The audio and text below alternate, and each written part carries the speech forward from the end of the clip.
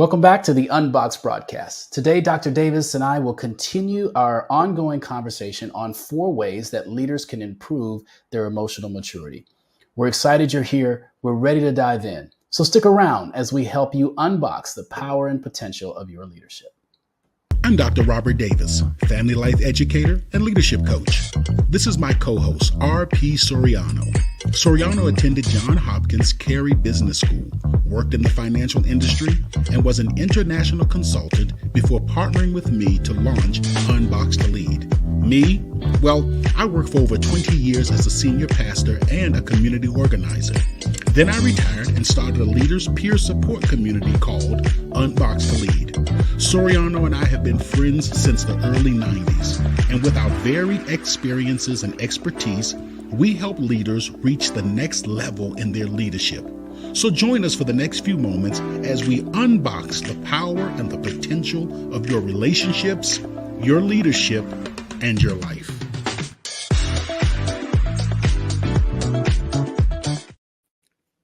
Welcome back, one and all, wherever in the world you may be. I'm R.P. Soriano, and once again with me is my co-host, Dr. Robert Davis. How are you today, sir? Man, again, better than I deserve. Better than you deserve. All right. Well, we are continuing a very intense, fruitful conversation about the 4 ways that leaders can improve their emotional maturity. I love the discussion that we're having here. It's pretty in-depth. So we're breaking these shows up over several episodes. So we encourage you to go back and look at the previous episodes because we don't want to spend too much time recapping everything. So be sure to go back, start at the beginning. We've tried to keep the show as brief as possible so that you can have time to look at the shows over, at your convenience. But with that being said, we want to encourage everyone to please like, share, and subscribe to this broadcast. Be sure to visit our website, www.unboxedtolead.com. You can learn more about what we do, what we offer, and how we help leaders achieve or grow in their emotional maturity. So if it's okay with you, Dr. Davis, I'd like to just dive in without a recap and just get started. We are going to talk about studying your family's multi-generational transmission process. We're going to explore how we were emotionally pre-programmed. And so walk us through that and talk to us more about why that's important and how that, for the people who watched the previous shows, how they'll make the connection between the other things that we've talked about with respect to gauging where we are in our emotional maturity, observing relationship triangles. And I imagine the connection on our behavior within emotional triangles, relationship triangles. Yeah. So after we become clear about, which is the first step, after we become clear about where we are emotionally, just our level of emotional maturity, no judgment. It's between you and God as to where you are in your level of emotional maturity. After we learn to observe relationship triangles, the next thing again is to actually start working in the family. It's wonderful to have all these tools and things, but now you got to actually start working in your family. So we're going to talk about what that looks like. And that is number 3, studying your family's multi-generational transmission process. That's a very fancy way of just saying, try to get as clear, like a researcher, on how you were pre-programmed to function in relationships. So let's talk about the things that contribute to how we are pre-programmed to function in relationships. Of course, the first and the biggest way is the way that our parents interacted with us.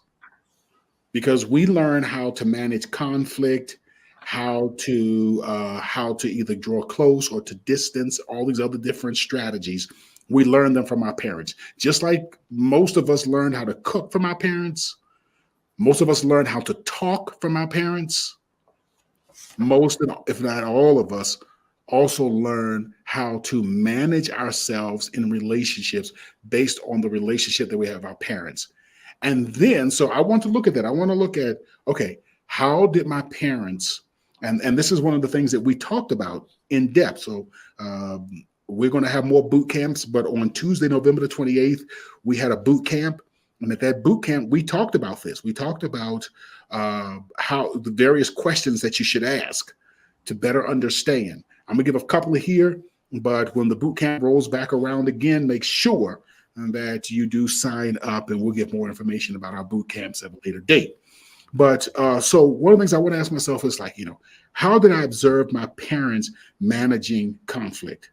So, for instance, classic example with me, my mother and father managed their conflict by doing the Texas two-step dance. They would argue and then they would distance, argue and then distance. Guess how I manage conflict? Argue, and that arguing shows itself in multiple forms. With my immediate family, arguing sounds like just what it sounds like, arguing. With workplace relationships, my arguing shows up more in the form of lecturing and over explaining. But that you'll see that. And you've even seen it when we're dealing with a difficult subject. You've even had to say to me, I get it, Robert. Yeah. I got it. You're not yelling. Yeah. You're not blowing your top, but you're over explaining. And that's how I deal with anxiety, especially during times of conflict. Then when the relationship is really difficult, the next thing I do is I distance. That has been the traditional way that I manage. So I would have never been able to piece together. And again, this is not to blame parents. We're not saying, man, look what y'all did. How y'all messed me up, man. I'd be president of the world if it wasn't for my sorry parents, man. It's not to do that. What it is to do is to become clearer about why I do what I do the way that I do it. What is the me that makes me me? To take Jesse Jackson's phrase, what is the me that makes me me? And so one of the ways to understand that is to look at how your parents related to each other and what you observed, how they related to you, how you related to your siblings. All those things play into how you learned to manage yourself in relationships. How you learn to walk. If your parents told you all your life that the way to walk was that you walk with your left foot on the ground and your right foot tippy toe, and every time you tried to walk with both feet on the ground, they said, no, walk on that tippy toe. I'm talking about from the time that you were a baby until you left their home. You know how hard it would be for you to walk without walking with one foot on the tippy toe and one foot on the ground? Yeah. As hard as it is to walk like that, you would walk like that because you have now been pre-programmed to walk like that. So think about something that is more subtle when it comes to managing relationships. There's can I just throw in here? I mean, this may not be the best example, but I've heard countless people say, I learned how to swim because my parents threw me in a lake. My dad threw me in a lake. I think that kind of way of experiencing not that that's bad or good. I mean, I think we could say that that's probably not the best, but it would probably show up in the way that you manage. You probably have little tolerance for people who can't just sink or swim. You're thinking, hey, this is the way that I was brought up. You go into the deep end, you either sink or swim. So you may not be prone to coaching, hand holding, bringing someone along. You may just be like, I don't understand why this person can't just do the job that I've asked them to do. They just throw them in there. Yeah, and that they're paid to do. I mean, exactly.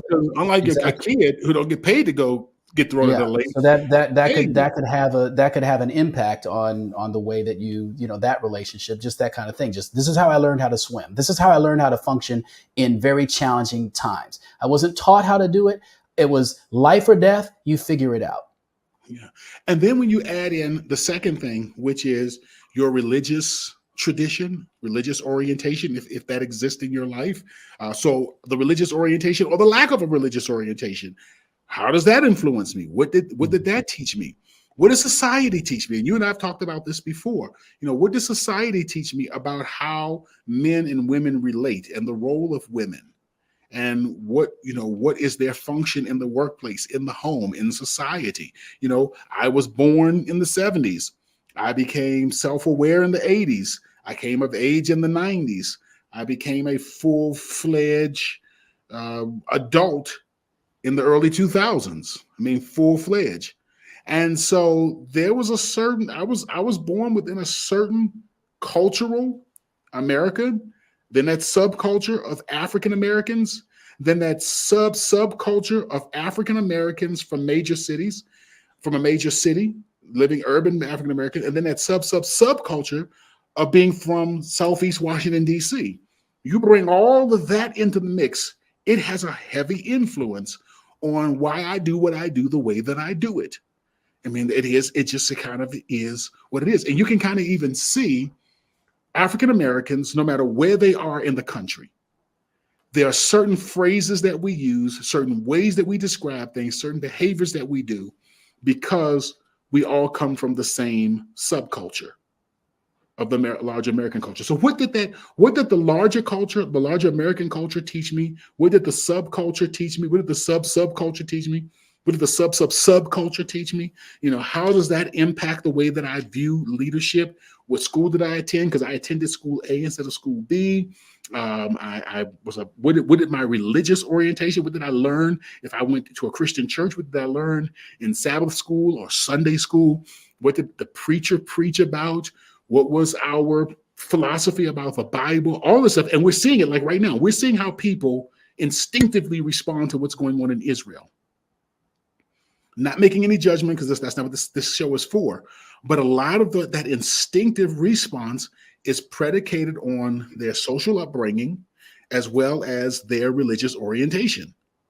It's just kind of, and so the more it becomes difficult to make space to think beyond that. It is. Or to know that I think and feel this way because I was pre-programmed. And is there anything in that pre-programming that needs to be reprogrammed? Exactly. Based on what I'm saying, because it creates a sense of dissonance. So not talking about the what's happening in Israel right now, but I think in just any general situation where there is this dissonance, something just doesn't add up. Something happens to me and I can't seem to reconcile that with how I'm pre-programmed. And I don't understand, why am I reacting this way? Why am I having this feeling? This is a process. Oh, I understand that this is how I was raised. This is a relationship. This is what I learned from my parents. This is what I've learned from my siblings. This is what I learned from my grandparents. This is what I learned from my uncles, my aunts, my whole family dynamic. I get a sense that this is how I was pre-programmed. And maybe that's not going to work in this situation, or maybe it can work in this situation, but I need to acknowledge that I am operating on something that has been hardwired into me. Exactly. And it's going to be difficult to work on a different operating system per se. So I'm operating on Android. This situation requires, OS or whatever, iOS. What do I do? And I have never owned an Android. So I can pick up my phone in the dark, even if the screen is dark. Somehow somebody got in my settings and turned the screen dark. I can, without seeing the screen, turn back up the light on my screen. Yeah. I can do that because I've become so familiar. Yeah. If I were to take an Android, I could figure out how to operate it, but I would have to enter into a thinking space to be intentional about changing it. It's become instinctual when I'm managing my other phone. But I would have to be intentional if I was operating an Android. And one of the things that great intentional and understanding your emotional reaction to all of that. And intentional you start getting upset. Why did they design this UI this way? They're stupid. They're crazy. They're not Apple. They're not as good as Apple. Blah blah blah. And adding all of this anxiety and story to something that doesn't need to be there. It's just a different experience. UnBoxed Elite does not endorse Apple products, nor criticize Apple products, or Android products, or any product except the Leaders Peer Support Community called UnBoxed Elite. That's right. That's a product. That's a product. So what we want to do is, we are pre-programmed. There's nothing wrong with that. There may have been some counterproductive behaviors that we were pre-programmed towards. We do need to work on those. But what we want to do is we want to move, and this is what great leaders are. Great leaders are great thinkers. And so the more we understand what are the things that we do without thinking about it, the more we can think about the things that we do. I got to say that again. Boy, say it again. You're giving me The something to think about. the more that we think about the things that we don't think about, man, I butchered it. All right, we wind it back because I'm going to mess it up. I forgot how I said it. It came to me on the top of my head. But the more we think about the things that we do, the more we can do what we think about. Man, how did I lose it there? Man, I mean, you have hack. I mean, you have. Never has anyone demonstrated so instantly the ability to think and then the ability not to think. I mean, all in. I mean, you went from hero to goat in less than not greatest of all time, but scapegoat. I mean, just That's right, let, man. From hero to heel let's in move on few for that. seconds. We got. I think the great point is that great leaders are great thinkers. That's right. And I think the point you're trying to make is we have to think about the things that we're doing unconsciously, or the things that we don't think about that we're doing, that Yeah. we just do based on our pre-programming. That is a start to becoming a great leader. Let me share one last thing, and this is something I strongly recommend. It's just giving each person one practical tool. We talked in our last broadcast. We talked about triangles. Go back and watch that. And what I recommend that people do is to go through the relationship triangles of your family. And you know what really is great if you go back one generation. So now you're looking at your grandparents, your aunts and uncles, and you look at, okay, what was the relationship between my mom, her brother, and my grandmother? What did that triangle look like? How did my mom and my grandmother interact with each other one to one? And how did they interact when my uncle was around? And how did my uncle and my grandmother interact? And how did that dynamic change when his daughter was around? And kind of looking at that, and man, that helps you. What it also does is it now helps you to see the multi-generational process. In other words, you get to see how certain relationship behaviors are passed down from one generation to the other, so that you can appreciate. It really helps you to appreciate what other family members are up against, what they are, how they're trying to swim through a pool of jello, and how challenging that is. Yeah. Takes away that whole blame game, because you say, man, they were pre-programmed. If I can go back 100 generations, whew, man, that'd be awesome. Yeah. And there's some societies and cultures that can do that. We've talked about that. There's some that can go back further than others. But that's very insightful. So you, Robert Davis, believe, and I think this is really what got Unboxed to Lead started. People may not know that, but you really believe that the best way to improve our level of emotional maturity is working in our family. You've talked about doing the work of the research and understanding uh, this multi-generational process, but you say a leader, the best way to do this is to start working in your own family. I know that a lot of people have at this point probably hit goodbye because that is for some people that is just a huge challenge. Other people are probably, their ears have perked up and said, "Tell me more," because this is an area that I want to do. So if you're interested, continue to stay interested. If you're not interested, just stay with us. Let's have some emotional maturity, and don't count us out yet. Okay, let's see. So this is number four. And that is the fourth way that leaders can work on emotional maturity is by working in our family. Notice I didn't Mm. say working on our family. Yeah. We're not trying to. The purpose of this is not to change our family, but it is about what gem am I going to use to improve. Dr. Kathleen Smith, she wrote the book "Everything Isn't Terrible." Phenomenal book. I recommend it to just about everybody I come in contact with. Everything Isn't Terrible. And in this book, Everything Isn't Terrible, she says that working in our family, choosing our family as the gym that we're going to exercise in, is like Olympic athletes who come to Colorado to do high altitude training. It really does. It is really one of the best environments to build endurance and to build emotional maturity. Why is that? Now, she doesn't specifically say this in her book, but I'm going to talk about it. Why is that? Because our families are our most intense and significant relationships.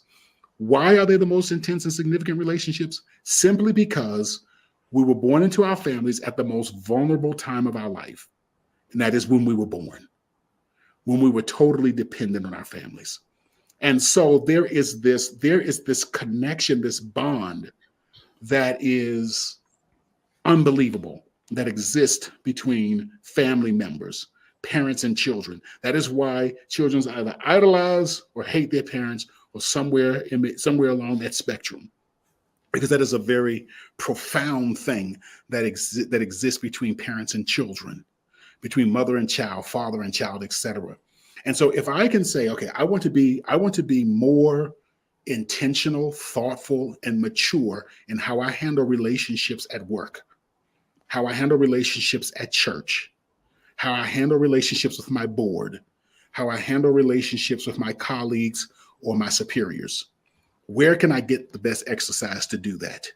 I'm going to go back home. I'm going to go back and work with my brothers and sisters. I'm going to identify what are the most challenging relationships for me.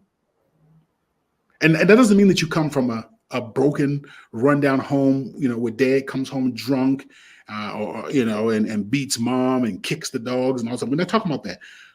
But no matter how healthy and functioning of a home you come from, there are relationship challenges. Pinpointing those, no matter, someone may look at your relationship challenge and be like, man, compared to what I went through, my dad was a drunk and my mom was a heroin addict. You don't know about challenging, man. We used to have to walk up and down the street knocking on neighbors' doors begging for food. And there's some people who do come from that type of environment, and my sympathy goes out to them, of course.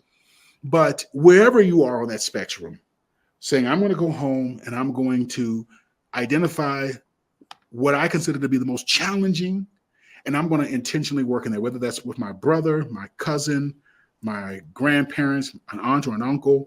It could be someone who's a distant family member who typically you don't even want to have a relationship with because it's really not that important to you. But you say, you know what, I'm going to strike up a relationship with a brand new person, somewhat new to me. I know who they are, but I really don't have a relationship with them. I'm going to strike it up so that I can learn how to manage the awkwardness of relationships and manage the awkwardness of new relationships, and to develop healthy relationship patterns with new relationships. Going home is always the best place, bar none. It gives us a window into our own soul. It gives us the best place to do our practicing. And let me say this as well.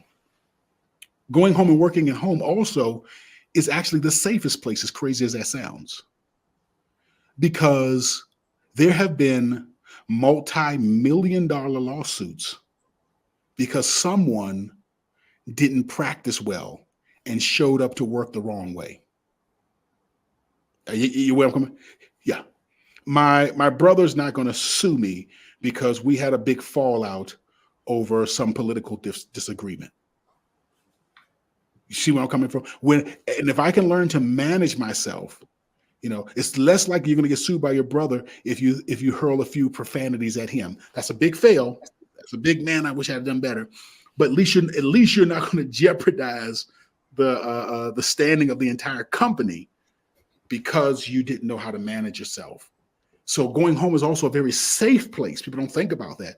It's actually one of the safest places to learn how to manage relationships, because fortunately, there's less of a possibility of getting your pants sewed off. So one of the things, here at UnBoxed Elite, we like to give very practical skills. So I know I'm doing a lot of talking, Raphael. Please forgive me for this. This is an area of my passion. But I want to give just a couple of examples of some of the things that I've been working on in my own family. Throughout my life, there has been a very intense relationship between my mother, my brother, and myself. And the alliances and allegiances shift. There are times when my brother and I are in allegiance against my mother, times when my mother and I are in allegiance against my brother and mother and our allegiance against me, all of these things. So one of the things, just one example, and I'm going to give two examples, but the first one is I have been intentionally working on how I manage the triangle between my mother, my brother, and myself. And I've been intentional for the last several years of maintaining one-to-one relationships with my brother and one-to-one relationships with my mother, and trying to stay out of the emotional reactivity that exists between the two of them. And both of them have observed and commented on how they appreciate, even though they don't have the language to articulate it, because I'm not here trying to teach I was them. going to ask that. I was going to ask if they even have noticed, have taken note of that, so that Both of them have, even though yeah, they don't have the language to articulate what right, what they're observing, but they're observing something different and something that is calmer. Both of them have observed that there's a calmness in the approach. hmm. Because one of the things that I'm intentional about doing is not keeping the electrical current of reactivity circulating among the group. Hmm. Once it gets to me, I'm like, hey, I'm not going to pass that thing on. Right. I'm going to be very intentional. And don't get me wrong, there are, of course, some times that I do pass it on. Of But course. I try to be intentional not to pass that anxiety on. Another thing is, as you know, I was estranged from my father for 30 years, over 30 Hmm. years. And Hmm. so I've been very intentional about reestablishing a relationship with him, being able to have a one-to-one relationship, one-to-one communication with him. How do you establish as an adult a relationship with your parent that you've never had before? How does that look? What do the conversations sound like?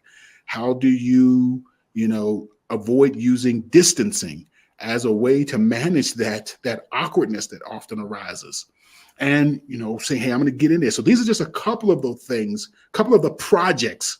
I like to use the term projects that I have undertaken because I know that they are going to have profound impact on every other relationship system. I wish that someone had taught me this stuff when I was doing that very vital job of pastoring.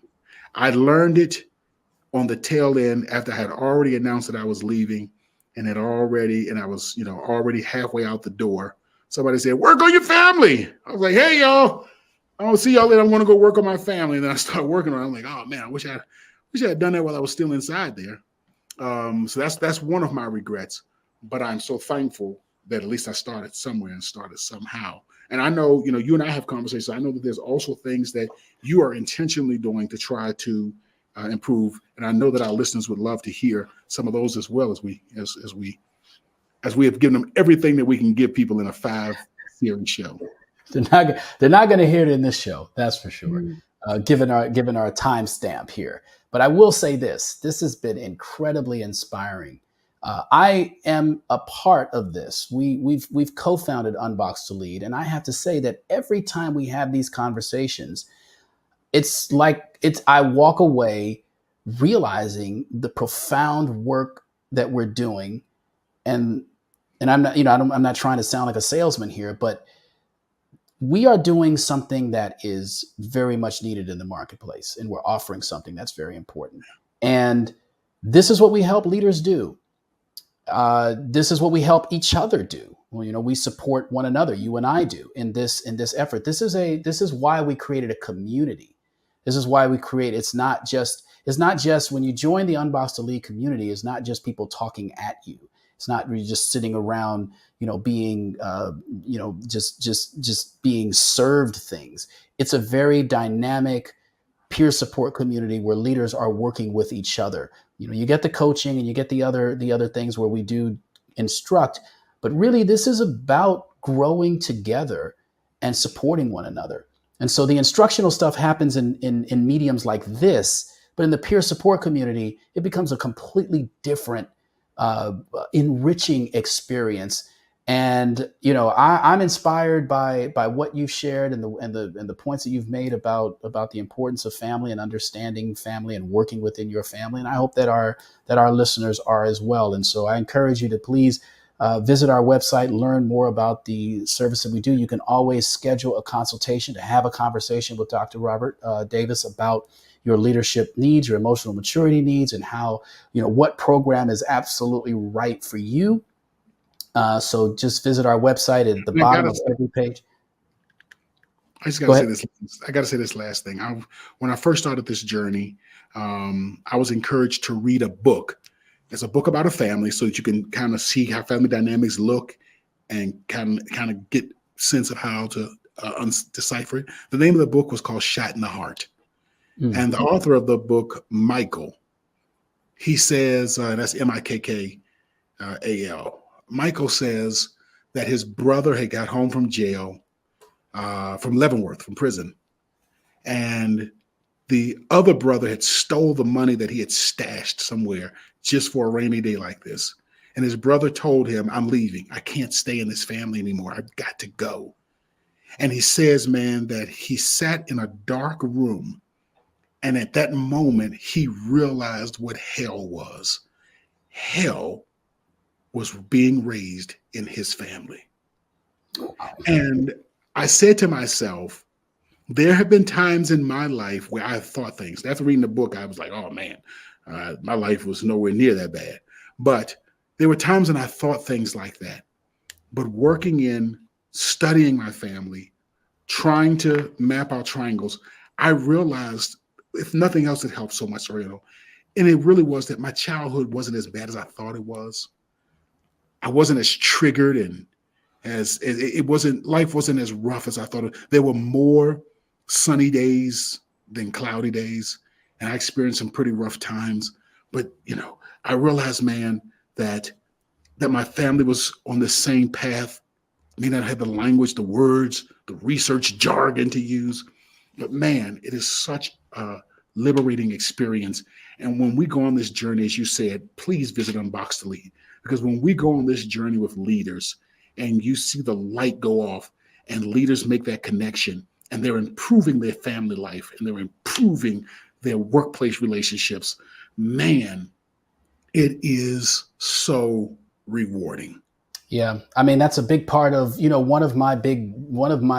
thing that drives me in my life, the thing where I worked with someone who was working with me, is Scott Morgan, who's a coach that I've worked with in the past. He's just absolutely brilliant. He's been great. And he kind of tried to distill down, what is it that drives RP Soriano? What is it what is your main driver? So he gave me a bunch of words to work through, to kind of pick out what's most important. And you get, you come up with 8 or 9, then you distill it down to 4 to 3 to 2 to 1. And the one that I ended up with was meaning.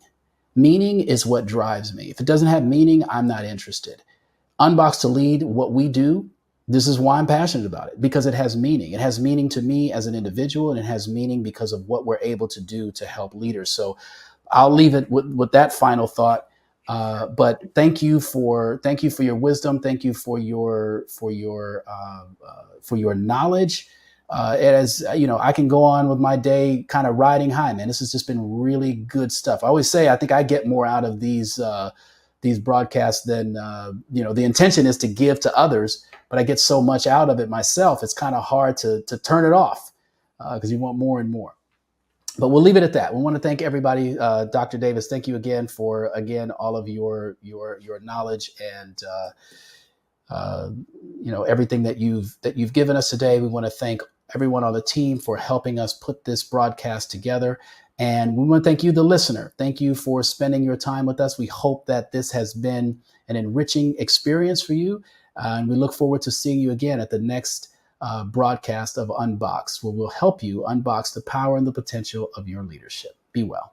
UnBoxed provides a full-service leaders peer support community that helps high-level leaders become more authentic leaders who build healthy workplace cultures and reach their personal life goals. To learn more and discover how we can take your leadership and your life to the next level, please visit our website at unboxedtolead.com. That's unboxed, 2, lead.com. Again, that's unboxed, 2,